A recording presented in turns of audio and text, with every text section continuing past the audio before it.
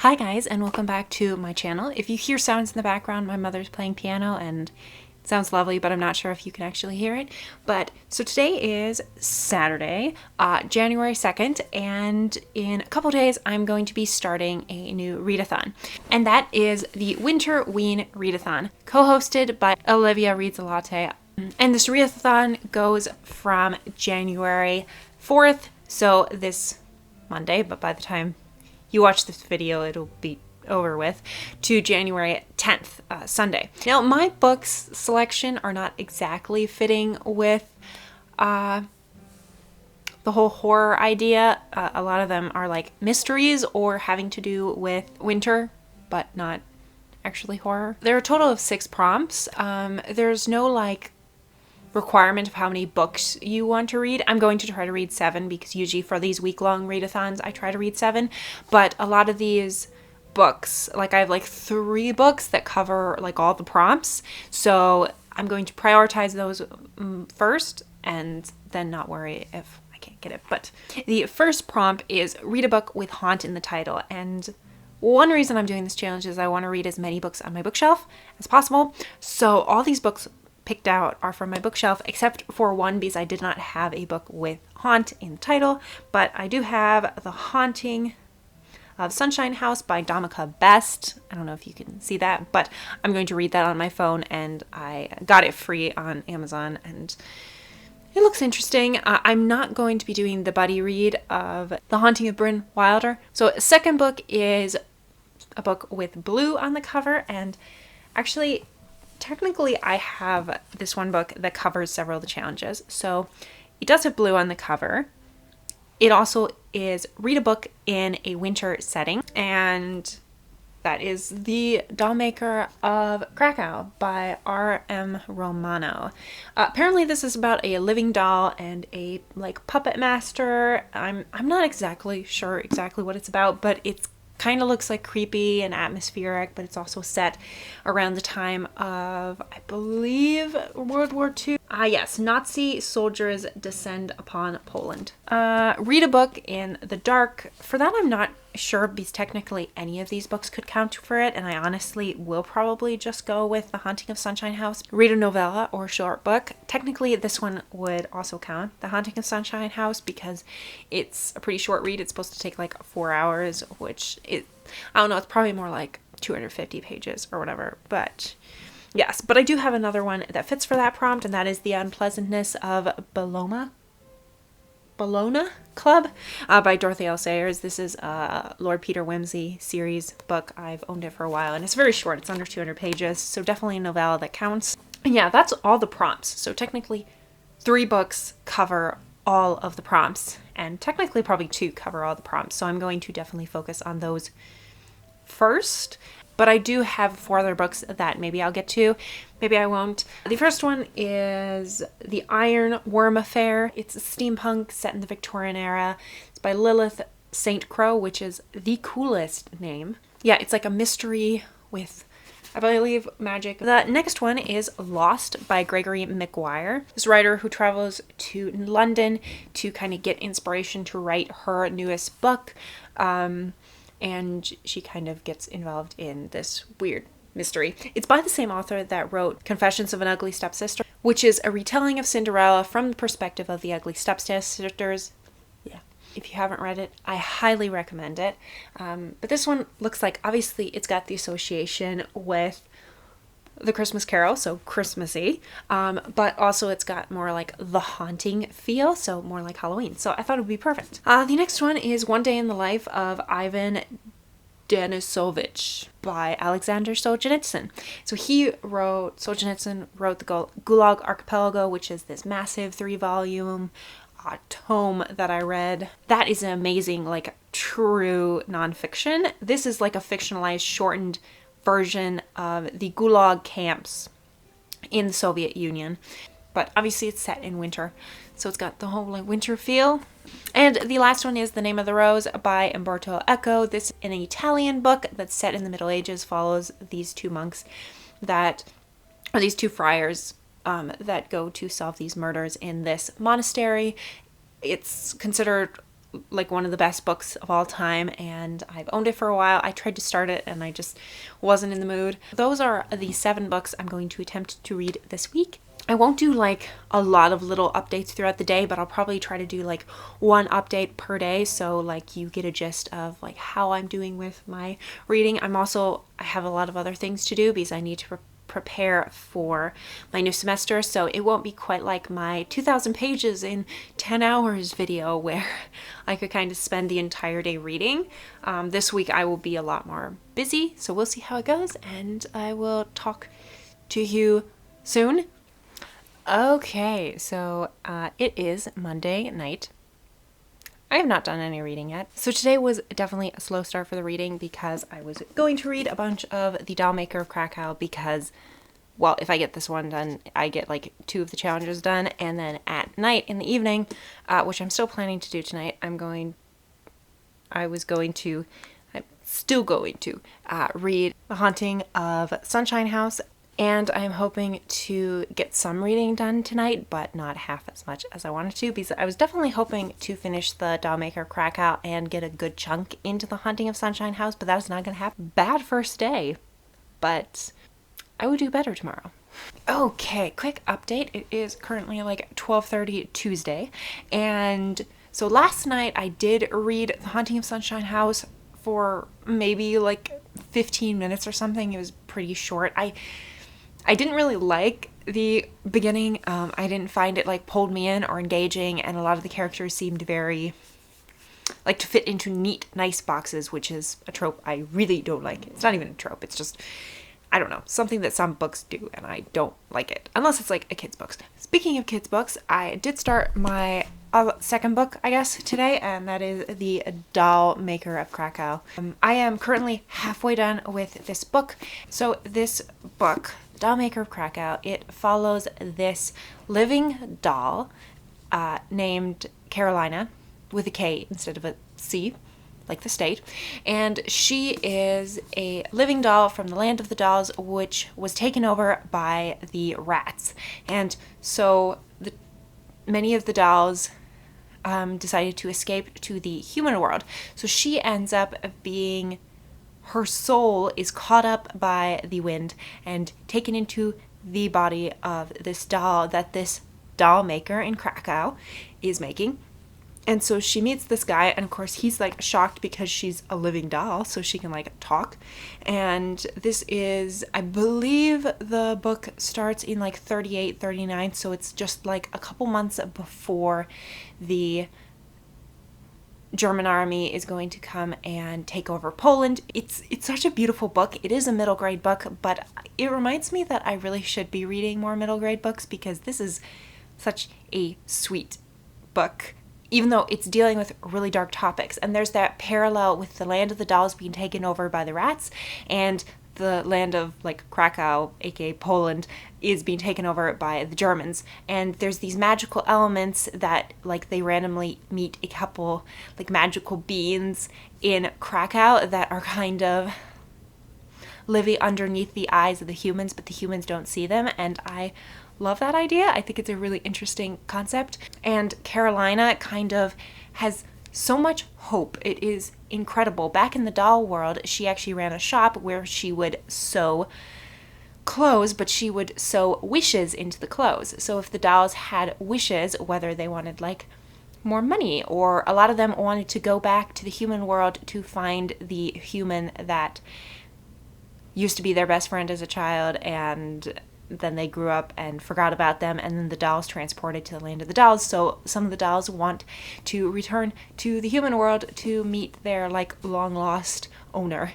And so when Carolina transfers over to the human world to meet the doll maker, it's really cute to see her instill hope in him, because he's a very like shy guy, but he's also a magician, so he has like magic. But they also make friends with this father and daughter pair who are Jewish, and the doll maker is half Polish, half German. And so when the Germans come in, the doll maker and Carolina attempt to protect the Jewish kind of family. The daughter is named Raina, I'm not sure. and her father, Joseph or Yosef. I think it would be Yosef in like Hebrew, but I'm not sure. It's a really interesting concept of like a real history this book covers, but then you have the more like fanciful elements, and yes, I'm enjoying it. I talked way too long about that book, but I'm going to take a break now because I need to finish The Liar Game by Ruth Ware, which I'm reading for my book club. So I'm reading other books outside of this, but I'm listening to that on audiobook, and I need to finish that. That's not for this readathon at all, but I have like 5 hours left on audiobook, which is like 2.5 hours on double speed, and so I'm going to go play video games for a couple hours and finish that, and then I'm hoping to get this done tonight. I will probably not do an update until tomorrow. See you then. Hi, I am back. It is Wednesday morning, so I didn't update you since noon yesterday, which I thought about like updating you last night because I did finish The Doll Maker of Krakow, but then I decided that I probably shouldn't because I was kind of a sobbing mess at the end of this book, which I'll get to in a minute, and then I only got through like 5% of the haunting of Sunshine House, which again, like I'm having a lot of trouble getting into it, and I'll talk about that one in a second. But my plans today are actually just to like close my blinds and turn off all lights and kind of just like sit in the dark. It's kind of overcast today, so that should work pretty well as like being a, I guess, read in the dark type stuff.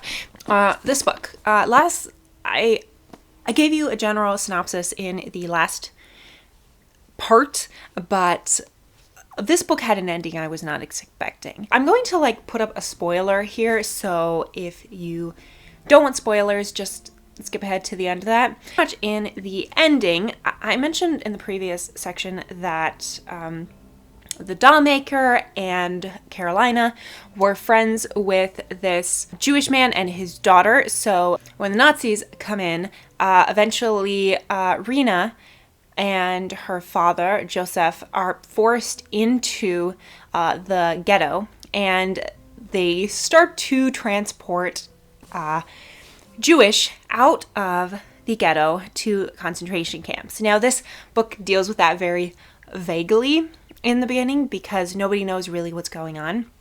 But eventually, the doll maker concocts this plan. It's kind of Carolina's plan that he will... Actually, let me go back because there was a scene where he turned a real mouse into a toy mouse. So he has this ability to transform like living things into toys and then back again, because he attempts it again with a butterfly where he turns it back into a real butterfly after he turns it into a toy. So they end up concocting this plan that they will turn 12 Jewish children into dolls, sneak them out of the ghetto in this dollhouse, and then they will be taken in by this Catholic priest who will take them out to the country where they will be safe until the war ends. Okay, so that's the plan. The main villain of this book is this Nazi general that comes in. I mean, technically you could say all the Nazis in general are the villains because they're like the main conflict, the Nazis and the rats. So he ends up being a magician, and his name is Lieutenant Brandt, I believe. So he's a Nazi lieutenant, and he has magic. He finds out the doll maker has magic, and he gives them trouble for a while. But after the doll maker saves these Jewish children, Brandt comes to his house, arrests him, Joseph, is immediately killed on the street. That Carolina and the doll maker are sent to Auschwitz. And obviously, the doll maker is an older man. He lost one of his legs in the war, so he has a wooden leg. He's not in the best shape, so he goes in the line. If you didn't know, in Auschwitz, they would separate people into the healthy who could work and the unhealthy who couldn't work. The doll maker is put in the line of the people who cannot work to be sent immediately to the gas chambers. So pretty much Carolina is sent to this pile of rubbish and all these other toys of these children that are never coming back for them. And yeah, so it's pretty sad. The doll maker is killed. You don't see it. You just see from Karina's perspective. And Karina just sits there for years gathering dust, and her hair falls out. Originally, she was brought to the human world by this wind. And the wind now comes again to pick her up from Auschwitz.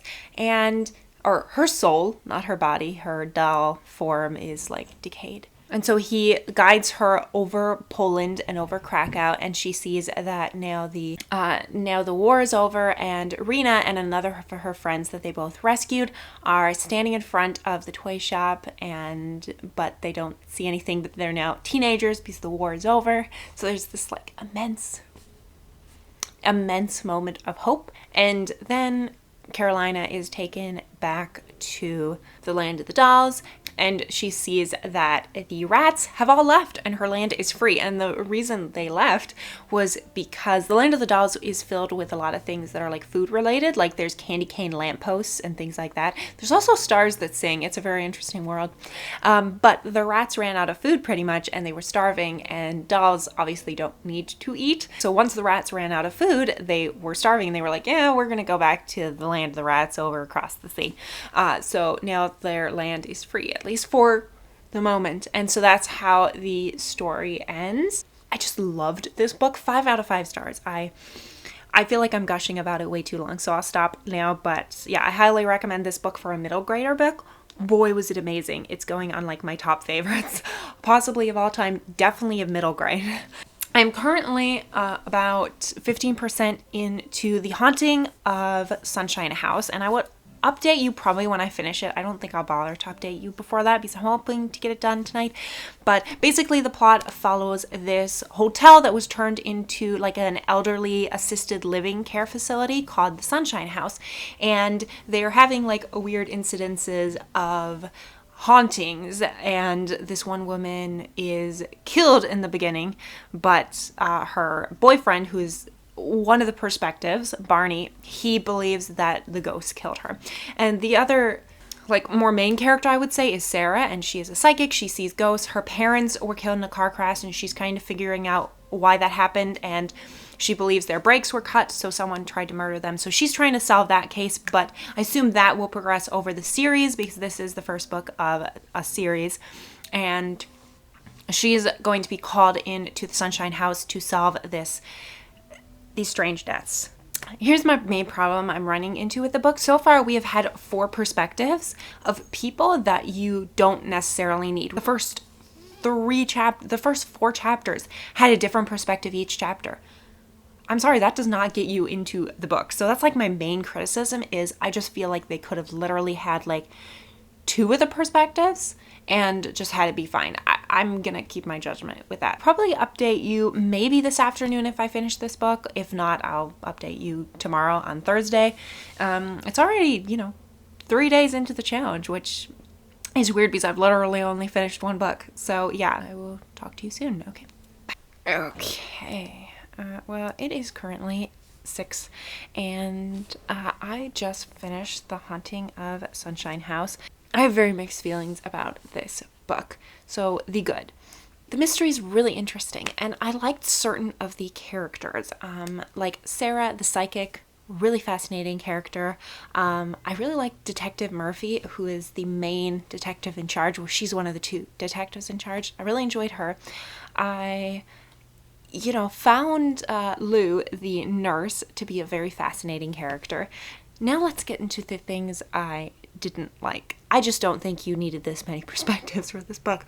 Like, there were about a total of 7 or so perspectives, but some of the perspectives you literally had going on for like just 1 chapter, or like for Diane, the administrator of the care facility, you had her for like maybe like 3 chapters or 4 chapters at the most, and not like full chapters, but just like parts of chapters, and it was just way too many perspectives. You could literally get away with like 3. The ones I would personally pick were like Louise, Murphy, the detective, and Sarah. Those are the only 3 that I thought the perspectives were kind of irreplaceable. Now we're going to get into spoiler section because there's a whole like Nazi theme going on, and I'll have the spoilers below here. So the plot twist at the end, the mystery is that Lou's father, the nurse, who lives with her in this care facility and has severe dementia, and he's just like almost catatonic for the entire book,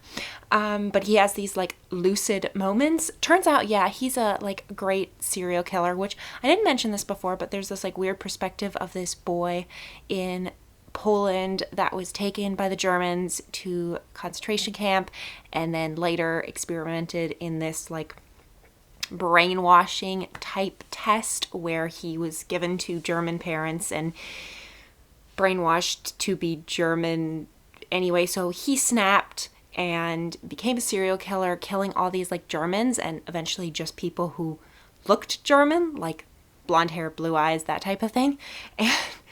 And so he is Lou's father. Turns out he just kidnapped her like 15 years ago, and he brainwashed her the same way he was brainwashed, but then she ended up not being completely brainwashed, which he wasn't, because he ended up like killing his German father, whatever. So it makes no sense that he would assume she was brainwashed, but she was like poisoning him slowly, which was why he was having all these dementia symptoms. But eventually he realized she was doing it, stopped taking the medicine, got back his faculties. He was murdering all these like assisted living care patients that looked vaguely German. It was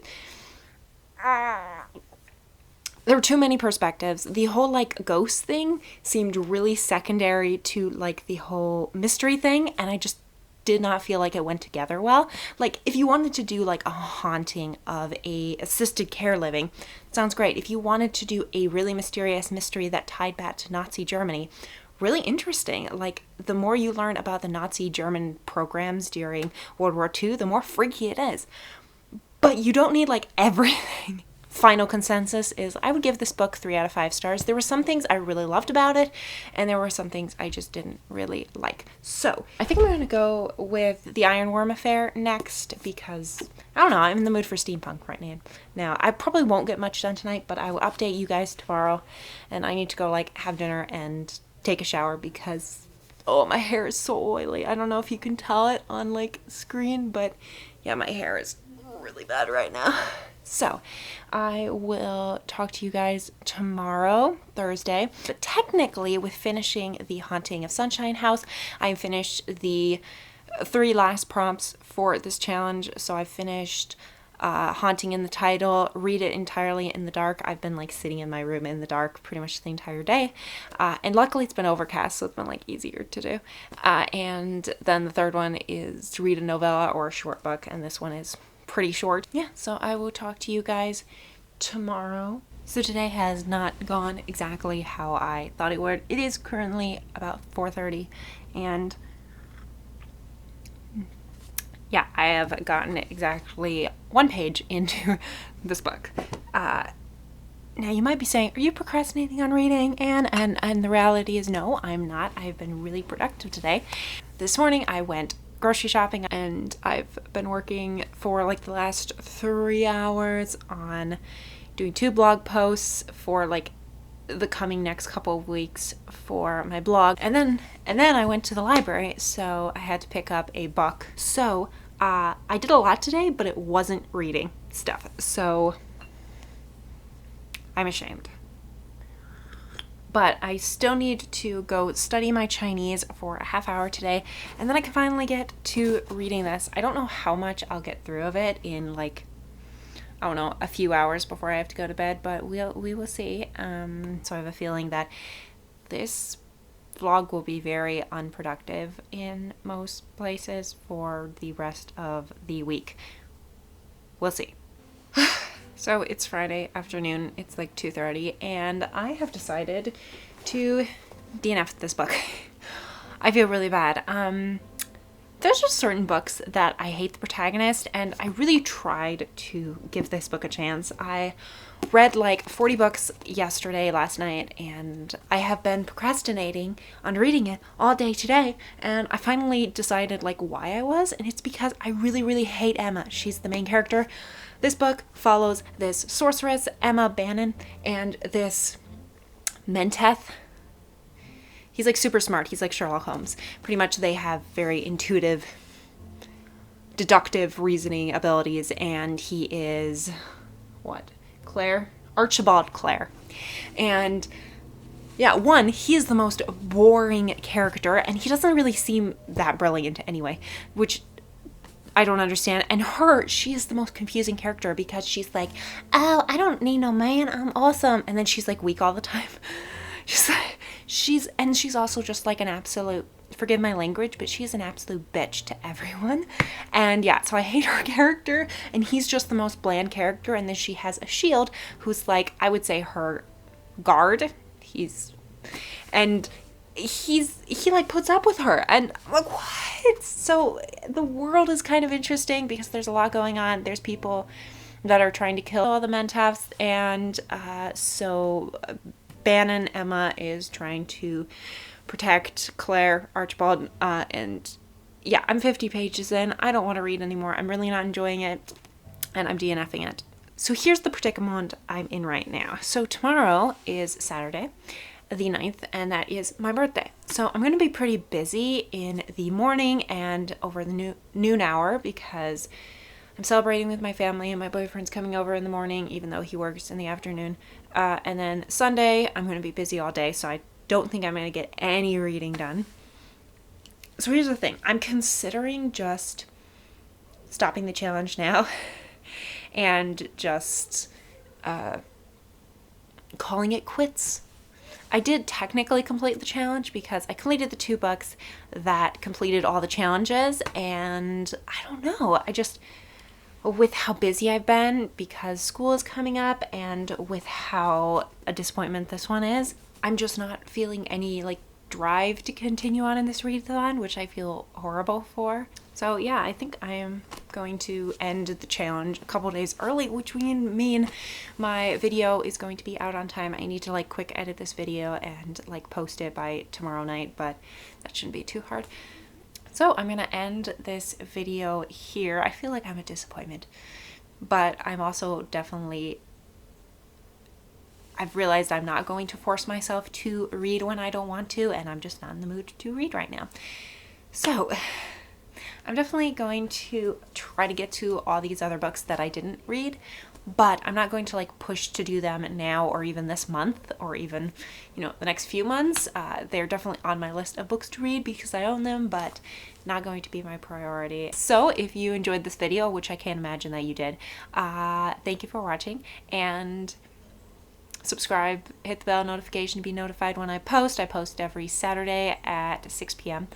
And yes, like this video and comment any of your thoughts, anything you want to say about how undisciplined I am, how moody I am as a reader apparently.